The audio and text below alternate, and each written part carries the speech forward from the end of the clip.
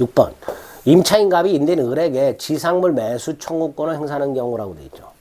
자, 일단 지상물 매수 청구권은 첫째, 건물 소유, 식목 체험, 목축 목적 토지 임대차에서 임차인에게만 인정이 되죠. 두 번째, 두 가지 경우에 인정이 되죠. 기간 만료, 기간이 만료, 임차인 소유의 지상물 현존, 갱신 청구 거절당한 경우에 인정이 되거나, 또는 기간을 정하지 않았는데 임대인이 해지 통고한 경우. 이때. 특히 임대차 기간을 정하지 않았는데 임대인이 해지 통고한 경우에는 갱신 청구할 필요 없이 바로 매수 청구할 수가 있게 되죠. 그리고 이 지상물 매수 청구는 편면적 강행 규정이면서 형성권이죠. 따라서 1번. 임차인의 매수 청구가 유효하려면 의뢰 승낙이 필요하냐? 필요 없습니다. 의뢰 동의나 승낙을 받을 필요가 없는 형성권입니다. 그 다음 2번. 이 지상물은 미등기 건물이어도 매수 청구할 수 있고, 무허가 건물이어도 매수 청구할 수 있고, 기존 건물, 신축 건물, 신축할 때 임대인 동의 받은 것, 받지 않은 것, 경제적 가치가 있는 것, 없는 것, 임대인에게 쓸모, 효용이 있는 것, 없는 것, 건물의 저당권이 설정된 것, 아닌 것, 다 매수 청구할 수 있죠.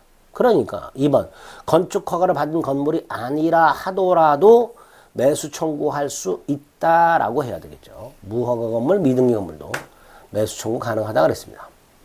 3번 대단히 중요하죠.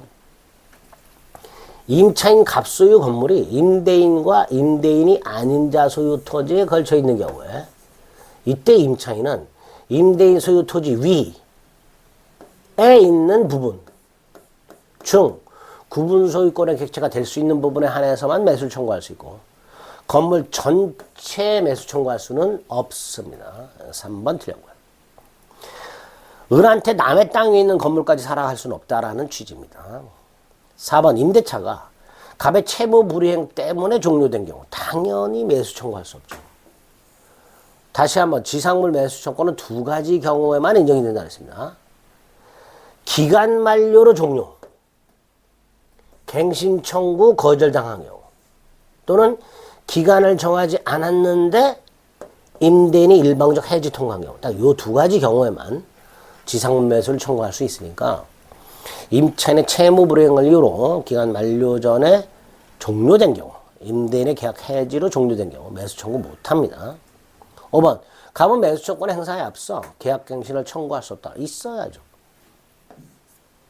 계약갱신을 청구하고 거절당하면 매수 청구할 수 있다 그랬습니다. 7번, 갑은 건물 소유 목적으로 을의 X토지를 임차하여 그 외 Y 건물을 신축하여 사용하고 있다.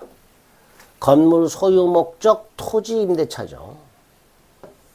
을 소유 땅이고 갑이 건물을 비어서 건물을 소유하고 있는 이런 상태입니다. 1번 Y 건물이 무허가입니다. 매수 청구할 수 있다 없다? 있다. 2번 갑의 차임 연체를 이유로 을이 계약을 해지하여 종료가 됐다. 매수 청구할 수 없다. 3번 요 임대차가 기간을 정하지 않았는데 임대인이 해지 청구했어요. 그럼 임차인은 갱신 청구할 필요 없이 바로 매수 청구할 수 있다고 그랬죠. 팔레고요. 4번 대항력을 갖춘 갑의 임차권이 기간 만료로 소멸한 다음에 을이 땅을 병한테 팔았어요. 지금 을 소유 땅에 갑이 건물을 소유하고 있는 상태에서 임대차가 종료가 됐어요. 자, 이때 갑의 매수 청구는 임차권 소멸 당시 토지 소유자 을에게 행사하는 거예요. 따라서 그 후에 토지를 양수한 병에 대해서는 원칙적으로 지상물 매수를 청구할 수가 없습니다. 단 대부분이 예외를 인정하죠. 갑이 대항력을 갖추고 있더라. 이 경우에는 임차권 소멸 후 토지 양수한 자 병에게도 지상물 매수를 청구할 수 있다. 판례입니다. 5번 갑이 Y 건물의 근저당권을 세정했다. 즉 건물의 근저당권이 설정이 되어 있습니다. 그럼 갑은을에게 건물 사라 청구할 수 있어요, 없어요? 있지요. 건물의 저당권이나 근저당권이 설정이 되어 있다 하더라도 얼마든지 지상물 매수를 청구할 수 있습니다. 자, 여기서 조심할 게 또 하나가 있는데, 예를 들어서 Y 건물이 5억짜리예요. 근데 근저당권자에게 갚아야 될 돈이 2억이야. 그걸 갑이 이렇게 매수를 청구했어. 그럼 대금은 얼마일까요? 대금, 매매 대금. 건물 매매 대금.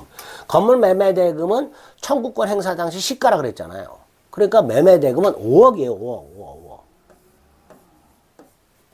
5억에서 2억을 뺀 3억이 매매 대금이 되는 게 아니고요. 5억이 매매 대금이에요. 자, 대금은 일단 5억이고 다만 그 5억을 을이 갑에게 어떻게 지급할 것인가? 요거는 이제 따로 합의하는 거예요.